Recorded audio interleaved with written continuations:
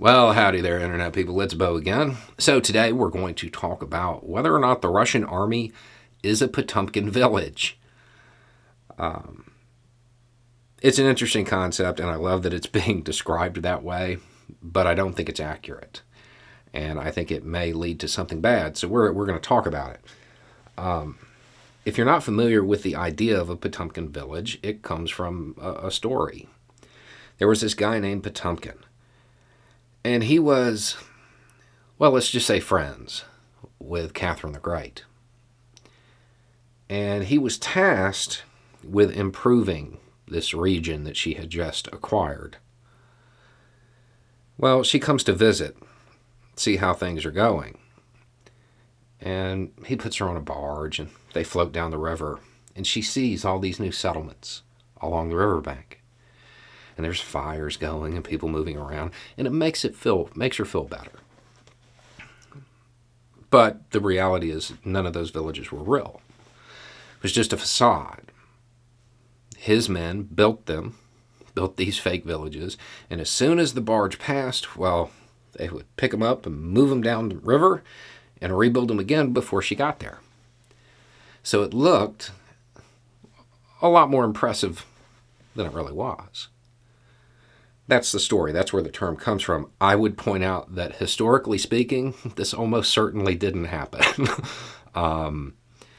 It is unlikely that Potemkin tried to deceive her in this manner. But that term, it stuck, and it's around. And that's what people are now saying about the Russian military. That it's all for show. That it's not really capable of anything, because of their performance in Ukraine. I don't agree with that, because there's a number of things feeding into it.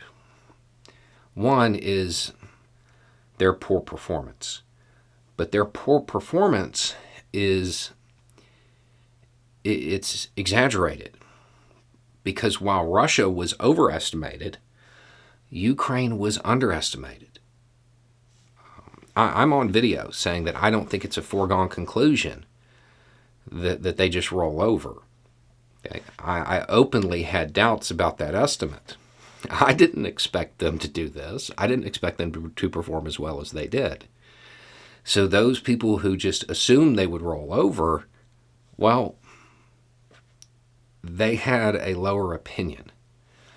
So their expectations of what Russia was going to be able to accomplish were higher. So it's leading to the idea that Russia is performing more poorly than it really is.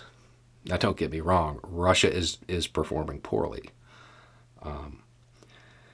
And then that has led to people pointing out a lot of basic errors, airdrops in contested airspace, not having infantry with your tanks, stuff that a modern military should know not to do.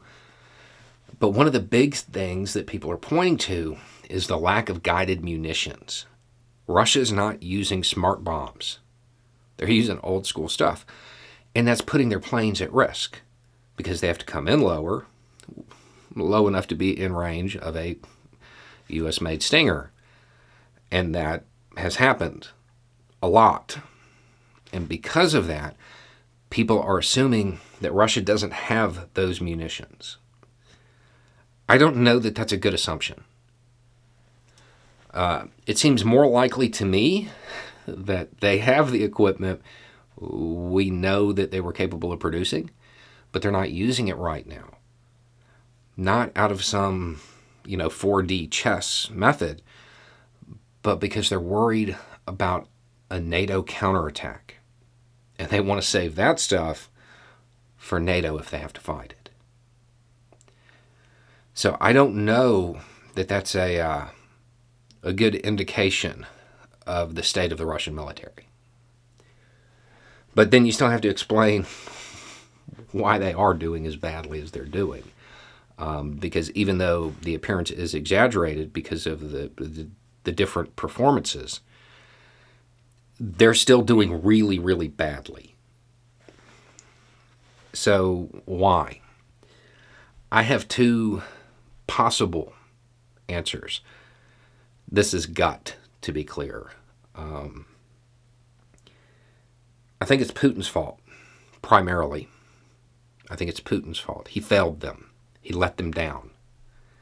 I think his paranoia, his need for secrecy, and his habit of promoting people with the right connections and people who would echo back to him what he wanted to hear created a situation where you had a whole bunch of people in the room agreeing with him, and those people who knew better, well, they weren't trusted enough because he was too paranoid.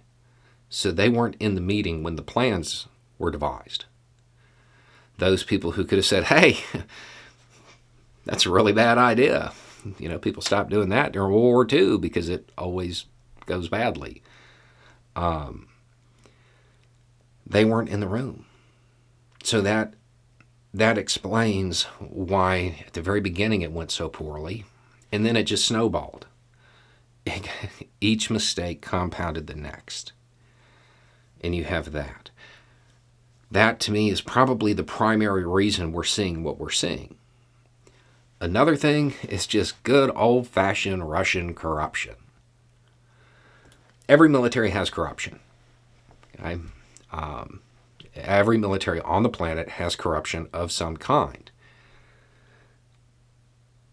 However, in most militaries, it would be surprising if a colonel took all of the night vision and gave it to somebody to sell on eBay, or took a couple semi-trucks full of rations and left the old ones. But since the generals do it, they take a little bite of the Russian defense budget to pad their pocket. Well, the colonels do too. And because the colonels do it, well, the majors, they also kind of slack off a little bit. Maybe they sign off saying preventative maintenance was done when it wasn't. Maybe they sign off and say, hey, yeah, those wheeled vehicles, they were moved around so the tires don't go bad. It seems to me like those are the two main factors here. And the only reason I say this is because overestimating the opposition, that's not a danger. If you overestimate the opposition, okay, so it was easier than you thought. But if you underestimate them, you look like the Russians in Ukraine right now. I do not think it's a good idea to go from saying they're a near peer all the way down to they don't matter. They're just for show. That's very dangerous thinking. It is far safer to overestimate your opposition. Estimates shouldn't be reduced that much. Because it's not like the mysteries in Scooby-Doo. At the end of those shows, they come out and they pull the mask off the monster, and it's always a doddering old man like Putin. In real life, you can pull the mask off the monster and there still be a monster underneath. Just has a different face. I wouldn't